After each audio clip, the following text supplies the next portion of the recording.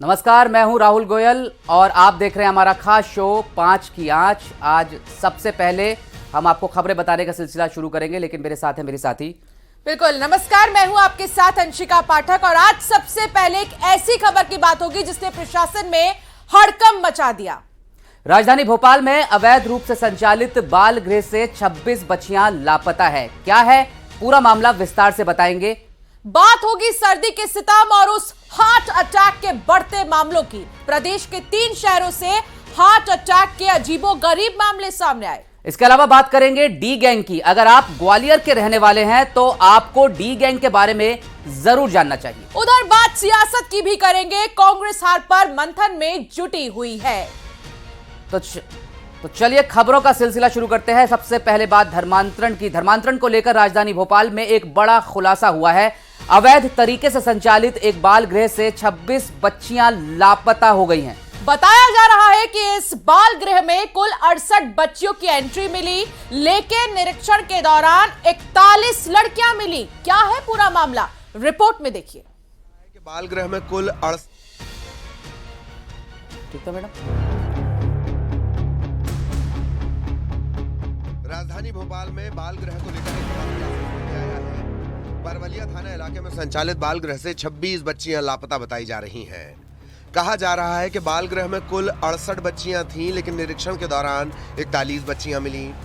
राष्ट्रीय बाल संरक्षण आयोग के अध्यक्ष प्रियंक कानूनगो ने बाल गृह का निरीक्षण करने के बाद FIR दर्ज करवाई है। बाल गृह में ईसाई धर्म की भी प्रैक्टिस कराई जा रही थी। साथ ही धर्मांतरण और मानव तस्करी की भी आशंका जताई जा रही है। उधर बाल संरक्षण आयोग की सदस्य निवेदिता शर्मा ने बताया कि बाल गृह गलत तरीके से चलाया जा रहा था। जो 68 बच्चियां थी उसमें से 26 बच्चियां हम लोगों को वहाँ पर नहीं मिली। मैम, धर्मांतरण से भी जोड़ा जा रहा है इसको, किस तरह से धर्मांतरण को लेकर बातें सामने आई? धर्मांतरण को लेके बच्चों से जब बातें की गई कि उनके पूजा पद्धति की क्या दिनचर्या है, तो उसमें केवल और केवल यीशु की ही प्रार्थना थी। और एक बच्ची से जब मैं बात कर रही थी, अच्छी समझदार बच्ची थी वो, तो मैंने उससे पूछा भी था कि आप लोग अपनी प्रार्थना नहीं करते? तो बोले हम लोग करते थे। एक लड्डू गोपाल जी की मूर्ति थी, पर उसको पानी में विसर्जित करवा दिया। बाल गृह में मध्य प्रदेश के अलावा दूसरे राज्यों की भी बच्चियां थीं। बताया जा रहा है कि भोपाल के अलावा विदिशा, बालाघाट, सीहोर, झारखंड, गुजरात की बच्चियों को यहां लाया गया था। ये बच्चियां यहां कैसे पहुंची, ये भी बड़ा सवाल है। वर्कर के रूप में आउटरीच प्रोग्राम के तहत बच्चे चिन्हित किए गए, जिनको कि 24 घंटे के अंदर बाल कल्याण समिति के समक्ष प्रस्तुत करना होता है। वो सारे के सारे बच्चों को बाल कल्याण समिति के समक्ष प्रस्तुत न करके उनको होम्स में रखा गया। साथ ही वहाँ पर जो अन्य राज्यों के और जिलों के बच्चे मिले, ये भी एक चिंता का विषय है कि वो बच्चे यहाँ कैसे आए। पुलिस ने इस मामले में FIR दर्ज कर ली है। वहीं राष्ट्रीय बाल आयोग के अध्यक्ष प्रियंक कानूनगो ने मुख्य सचिव को पत्र लिखा है। पत्र में बताया गया कि बाल गृह न तो पंजीकृत है, न ही मान्यता प्राप्त है। सरकार की बिना अनुमति के बच्चों को सड़कों से रेस्क्यू किया गया।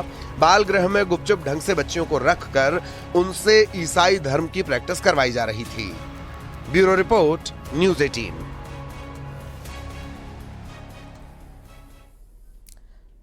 उधर इस मामले में पुलिस का कहना है कि शिकायत FIR दर्ज कर ली गई है। फिलहाल मामले की जांच की जा रही है। अभी वो इन्वेस्टिगेशन में आएगा। जो अभी उन्होंने हमें सिर्फ आवेदन दिया है, जिस पर हमने प्राइमा फेसी FIR दर्ज कर ली है। फिर जिस भी प्रकार के फैक्ट्स आएंगे कि क्या मैटर है क्या नहीं है, उसके हिसाब से हम आगे कार्रवाई करते हैं। अभी वो इन्वेस्टिगेशन में आएगा। जो अभी उन्होंने हमें सिर्फ आवेदन दिया है, जिस पर हमने प्राइमा फेसी FIR दर्ज कर ली है। फिर जिस भी प्रकार के फैक्ट्स आएंगे कि क्या मैटर है क्या नहीं है, उसके हिसाब से हम आगे कार्रवाई करते हैं। और इस वक्त हमारे साथ NCPCR के अध्यक्ष प्रियंक कानूनगो लाइव जुड़ गए हैं। प्रियंक जी, बहुत बहुत स्वागत है आपका न्यूज़ 18 पर। लेकिन प्रियंक जी, 26 बच्चियों का लापता होना और उसमें धर्मांतरण का भी एंगल आना, मामला बहुत गंभीर लगता है। बच्चियों के बारे में कोई खबर, कोई जानकारी अब तक लग पाई है? देखिए, मैं आपको एक बात बड़ा स्पष्ट कर दूं। यहां मामला 26 बच्चियों के लापता होने का नहीं है। यहां मामला यह है कि सभी 65-68 बच्चे इस बाल गृह तक पहुंचे कैसे, ये बाल गृह उस संस्था द्वारा चलाया जा रहा था जिस संस्था को सरकार ने चाइल्ड लाइन चलाने के लिए रखा था। चाइल्ड लाइन चलाना मतलब 1098 पे जब कोई फोन करता है कि एक अनाथ बच्चा है, एक बच्चा डिस्ट्रेस में है, एक बच्चा सड़क पे पड़ा मिला है, उसको लेकर के जाइए, तो सरकार के प्रतिनिधि के रूप में यही एनजीओ जा रहा था। ये मिशनरी एनजीओ उन बच्चों को बजाय बाल कल्याण समिति के पास लाने के, बजाय सरकार को अवगत कराने के, पर भाई रे गुपचुप ढंग से एक ऐसे बाल गृह में रख रहा था जो शहर की आबादी से दूर है, जो गांव की आबादी से भी दूर है, जो सुनसान जगह पे साइलों में चलाया जा रहा था, जिसका पंजीयन नहीं था, जिसका कोई निरीक्षण नहीं होता था, जिसमें हिंदू बच्चियों से क्रिश्चियन रिलीजियस प्रैक्टिसेस करवाई जा रही थी। और इसको जर्मनी से विदेशी फंड आ रहा था, विदेशी लोगों का इस बाल गृह में आना जाना होता था। ये सब मामले हमने चीफ सेक्रेटरी मध्य प्रदेश को बताए हैं, हमने मध्य प्रदेश की पुलिस को बताए हैं, पुलिस ने एफआईआर दर्ज की है। रजिस्टर में जो नाम लिखे मिले और मौके पे जो बच्चे मिले, उन नामों का मिलान करना, उनमें से कौन से बच्चे कहाँ हैं ये जो पता कार्य करना, आपने किया है ये उसके लिए जज्बा और हिम्मत की जरूरत होती है ऐसे मामलों का खुलासा करने के लिए। हालांकि जागरूक होने की जरूरत है कि ऐसी कई संस्थाएं हैं, कई ऐसे बालगृह हैं जहां पर बहुत अच्छे विचार से तो पेरेंट्स भेजते हैं बच्चों को पढ़ाने लिखाने के लिए, लेकिन कुछ और ही वहां पर चल रहा होता है। आपने अपनी शिकायत में क्या कुछ लिखा, क्या मेंशन आपने अपनी शिकायत में किया, वो भी हमें बताइएगा। हालांकि आपका ट्वीट भी हमने देखा। देखिए, मैंने चीफ सेक्रेटरी को नोटिस किया है और हमने उनसे कहा है कि इस प्रकार की जितनी भी संस्थाएं चाइल्ड लाइन की आड़ में बच्चों की ट्रैफिकिंग जैसा काम ये कर रही हैं, इनकी जांच की जाए मध्य प्रदेश में। हमने चीफ सेक्रेटरी को ये भी कहा है कि मध्य प्रदेश में चाइल्ड लाइन का काम तत्काल एनजीओ से वापस लिया जाए और भारत सरकार की एसओपी के अकॉर्डिंग सरकार खुद चाइल्ड लाइन चलाने का काम करे, क्योंकि यदि सरकार अपना काम खुद नहीं करेगी तो इस तरीके के आपराधिक प्रवृत्ति के लोग वहां पे पनपेंगे। प्रियंका, इस एनजीओ के बारे में आपको क्या पता है? आप बता रहे हैं कि विदेश से लोग आते थे, जर्मनी से आप तार जुड़े होने की बात कह रहे हैं, लेकिन इस एनजीओ के कर्ता धर्ता कौन थे, कौन लोग इसे चला रहे थे, उनका पॉलिटिकल अलायंस क्या था, एलिजेंस क्या था, इस बारे में कोई जानकारी आपको मिल रही है? देखिए, हमको मौके पे जो आदमी मिला वो अपने आप को क्रिश्चियन प्रीस्ट बताता था। उसका नाम जॉन मैथ्यू बताया उसने। हमने मैथ्यू से उसकी सोसाइटी के लोगों के बारे में जानने की कोशिश की तो उसने हमको उसकी जानकारी नहीं दी। अब ये पुलिस इन्वेस्टिगेशन में जब मैथ्यू से इंटरोगेशन होगा तब पुलिस ही पता करके बता पाएगी संस्था में कौन कौन लोग हैं। क्या वो 26 लड़कियां हिंदू धर्म की थी? सीधा सवाल मैं कर रही हूं। हालांकि अभी कुछ पता नहीं चल पाया कि वो 26 लड़कियां हैं कहां, लापता है, लेकिन जानकारी ये भी मिली थी कि कुछ कृष्ण जी की मूर्तियां और कुछ जो हिंदी देवी देवताओं की मूर्तियां हैं उनको विसर्जित जबरन कराया गया और जबरन यहां पर प्रेयर कराया जा रहा था और प्रैक्टिस कराया जा रहा था ईसाई धर्म के लिए। क्या ये सच है? देखिए बच्चों का मन जो है बहुत कोमल होता है। मैंने बच्चों से वहां पे जब पूछा कि आप लोग किस प्रकार की पूजा पद्धति करते हैं तो उन्होंने बोला हम आरती करते हैं। उनका आप आरती किस भगवान की करते हैं? तो बच्चों ने बताया कि वो जीसस की आरती करते हैं। मैं जितनी क्रिश्चियनिटी के बारे में जानकारी रखता हूँ, क्रिश्चियनिटी में आरती करने का कोई प्रावधान नहीं है, लेकिन बच्चों को बरगलाने के लिए यह बता दिया गया कि जिस प्रकार वो हिंदू देवी देवताओं की आरती करते हैं उसी प्रकार यहाँ पे उनको जीसस की आरती करनी है। धीरे धीरे करके उनको ग्रूम किया जा रहा था। ये अनाथ बच्चियां, मैं आपको जानकारी दे दूं, खबर ये आ रही है कि 10 बच्चियां जो लापता 26 बच्चियां बताई जा रही थी उनमें से 10 बच्चियां मिल गई हैं। आपका हमारे साथ जुड़ने के लिए बहुत बहुत शुक्रिया। इस खबर पर लगातार अपडेट हम अपने दर्शकों को देते रहेंगे। अंशिका, लेकिन एक आजकल जैसी ठंड बढ़ी है, हार्ट अटैक के मामले जो है वो बहुत ज्यादा बढ़ गए हैं और हार्ट अटैक से जुड़ी हमारी अगली खबर है। अब हार्ट अटैक पहले की तरह नहीं आता है, हार्ट अटैक अब साइलेंट अटैक हो गया है। ना जाने कब आ जाए, किसी को कुछ नहीं पता। मध्य प्रदेश में ही 3 मामले सामने आ गए हैं जहां हार्ट अटैक से 3 लोगों की मौत हो गई। ये रिपोर्ट देखिए, आपको पूरी बात समझ में आ जाएगी।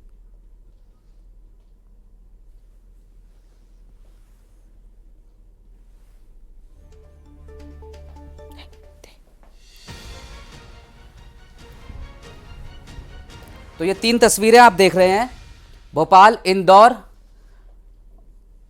और ग्वालियर से ड्राइवर को हार्ट अटैक, युवक की मौत और भोपाल में भी एक युवक की मौत और अचानक ये जो है हार्ट अटैक के मामले आप देख रहे हैं।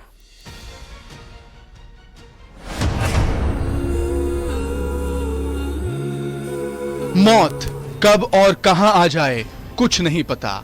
आजकल मौत का एक नया ही अटैक चल रहा है जिसे साइलेंट अटैक कहते हैं, यानी चुपचाप से अटैक आता है और जिंदगी खत्म कर देता है। मध्य प्रदेश के अलग अलग शहरों से कुछ इस तरह के मामले सामने आए हैं जहां हार्ट अटैक से 3 लोगों की मौत हो गई। मौत का हार्ट अटैक ऐसे वक्त आया जिसके बारे में कोई सोच नहीं सकता। सबसे पहले बात इंदौर की, जहां सियागंज इलाके में एक व्यापारी को अचानक हार्ट अटैक आ गया। परिजन तुरंत अस्पताल लेकर पहुंचे, लेकिन व्यापारी की मौत हो चुकी थी। ये पूरी घटना सीसीटीवी कैमरे में कैद हुई है। तस्वीरों में आप देख सकते हैं, स्कूटी से एक शख्स जा रहा है, अचानक वो जमीन पर गिर जाता है। गिरते ही आसपास के लोग उसे उठाते हैं, लेकिन तब तक वो दुनिया को अलविदा कह चुका होता है। ये ही है मौत का साइलेंट अटैक। पिछले 3 हफ्ते में हार्ट अटैक से इंदौर में ये तीसरी मौत है। अब बात ग्वालियर की, यहाँ भी एक युवक की हार्ट अटैक की वजह से जान चली गई। बताया जा रहा है कि युवक सर्दी में रनिंग कर रहा था। इस दौरान युवक को हार्ट अटैक आया और उसकी मौत हो गई। युवक को लोगों ने अस्पताल में भर्ती कराया, जहां डॉक्टर्स ने उसे मृत घोषित कर दिया। उधर राजधानी भोपाल में एक चलती स्कूल वैन में ड्राइवर को हार्ट अटैक आ गया। गंभीर हालत में उसे अस्पताल में भर्ती करवाया गया, लेकिन तब तक उसकी मौत हो चुकी थी। ड्राइवर का नाम सुनील साहू बताया जा रहा है, उम्र महज 27 साल थी। हार्ट अटैक के साइलेंट अटैक के नए और अजीबोगरीब मामले सामने आ रहे हैं।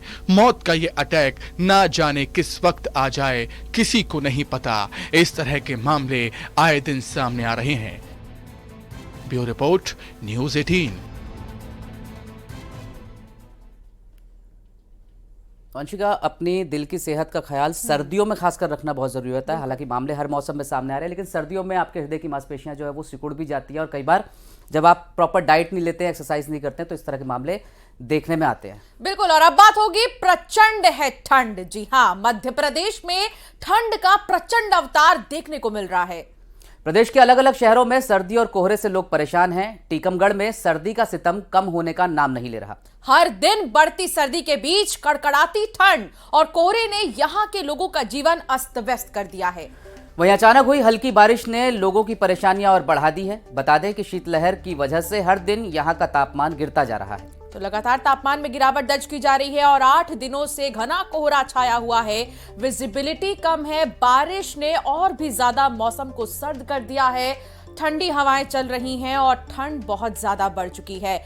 ऐसे में ग्वालियर में कोहरे के चलते रफ्तार पर ब्रेक लग गया है। कोहरे के कारण दिल्ली पंजाब से आने वाली ट्रेनें 11 घंटे तक लेट हो गई हैं। उधर अमृतसर से नांदेड़ सचखंड एक्सप्रेस 9 घंटे देरी से स्टेशन पहुंची। कोहरे के कारण कई ट्रेन 5 से 6 घंटे की देरी से चल रही हैं। तो रफ्तार पर ब्रेक इसीलिए हम कह रहे हैं, कई सारी ट्रेनें लेट चल रही हैं, तो इसका हवाई सेवाओं पर भी असर नजर आ रहा है। कई सारी फ्लाइट्स डिले हो रही हैं, तो दूसरी तरफ ठंड से आम जनजीवन परेशान है। ट्रेन के साथ ही ग्वालियर में सर्दी की वजह से 5वीं क्लास तक के बच्चों के लिए अवकाश घोषित कर दिया गया है।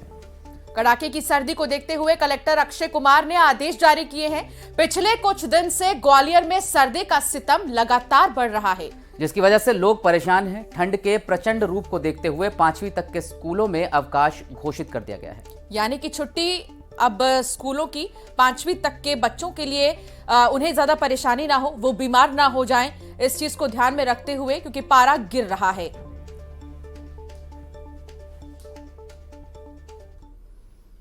और अब आपको सावधान करने वाली एक खबर। अगर आप ग्वालियर में रहते हैं तो आपको डी गैंग से सावधान रहने की जरूरत है। अगर आप बिना सावधानी के चौक चौराहों पर घूम रहे हैं तो अब आपको सावधान होने की जरूरत है, क्योंकि डी गैंग यानी आवारा कुत्ते भी हमला कर सकते हैं। पिछले कुछ महीनों से लगातार आवारा कुत्तों का आतंक बढ़ गया है। ये रिपोर्ट देखिए।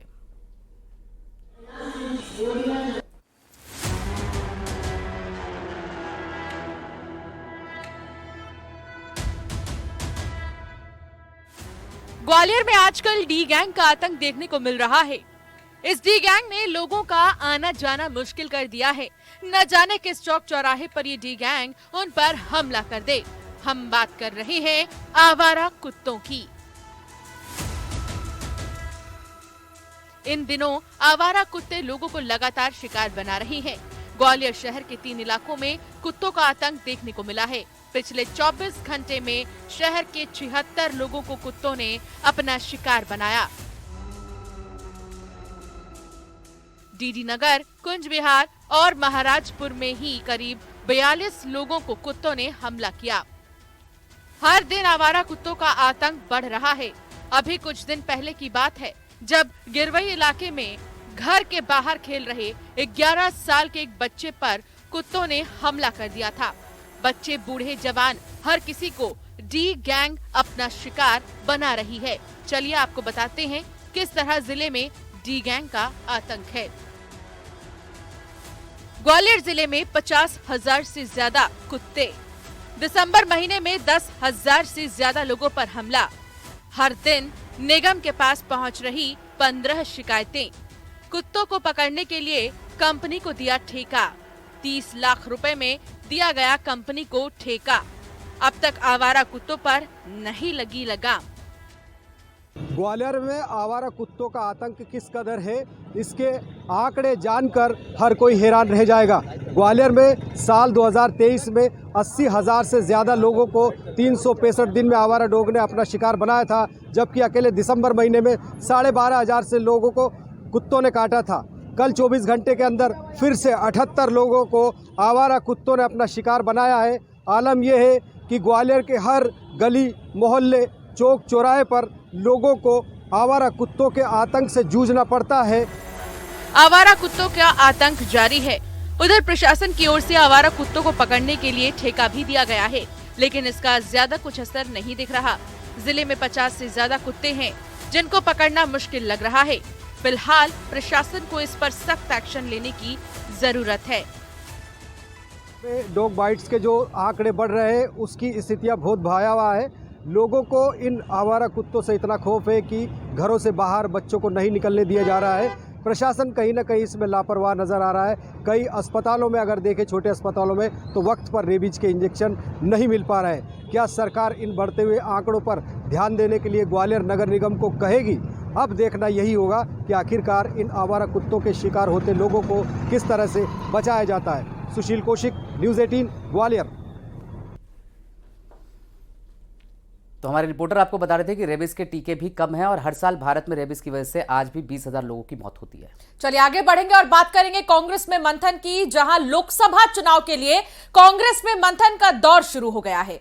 साथ ही विधानसभा चुनाव की हार पर चर्चा की जा रही है। इस बीच कांग्रेस नेताओं ने बड़े आरोप लगाए हैं। मुंगावली से कांग्रेस के प्रत्याशी रहे यादवेंद्र सिंह ने कहा कि कांग्रेस में खुले में आस्तीन के सांप घूम रहे हैं। ये सब बड़े नेताओं के पाले हुए हैं। तो अंतर्कलह शुरू हो गई है। विधानसभा चुनाव में कांग्रेस के लोगों ने ही गद्दारी की, यह भी कहा गया, लेकिन ऐसे नेताओं पर कोई एक्शन नहीं हुआ। इसीलिए कांग्रेस को हार का सामना करना पड़ा। कहीं ना कहीं जो भारतीय जनता पार्टी के प्रत्याशी रहे और जो वर्तमान में विधायक हैं, उनके द्वारा सत्ता का दुरुपयोग किया गया। पुलिस के वाहन में और एम्बुलेंसों में रख के शराब और पैसा बांटा गया।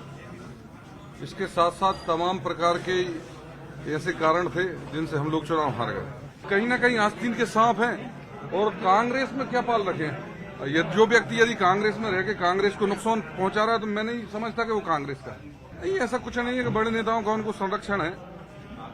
वो जो गद्दार लोग हैं उन्होंने गद्दारी की। और अब आपको सावधान करने वाली एक और खबर। आजकल लोग जल्दबाजी में अपनी जिंदगी को दांव पर लगा रहे हैं। गांव देहात के इलाकों में बस या कार के ऊपर लोग सफर करते हुए नजर आते हैं। सब कुछ पता होने के बाद भी लोग ऐसा कर रहे हैं। उज्जैन और बैतूल से कुछ ऐसी ही तस्वीरें सामने आई हैं जहां लोग अपनी जिंदगी को दांव पर लगाकर सफर करते हुए नजर आ रहे हैं। तस्वीरें आप देख सकते हैं अंशिका, ये देखिए किस तरह से वाहनों पर सवार है कोई। देखिए कैसे लटका हुआ ये व्यक्ति, आप देखिए टायर के ऊपर किसी सहारे से, और इसने वो दरवाजा पकड़ रखा है। एक और तस्वीर, ये तस्वीरें बहुत खतरनाक है और ये बताती है कि सड़क पर सफर करते हुए जल्दबाजी में और कहीं पहुंचने की जल्दी में आप अपनी जान को जोखिम में मत डालिए। रिपोर्ट देखिए।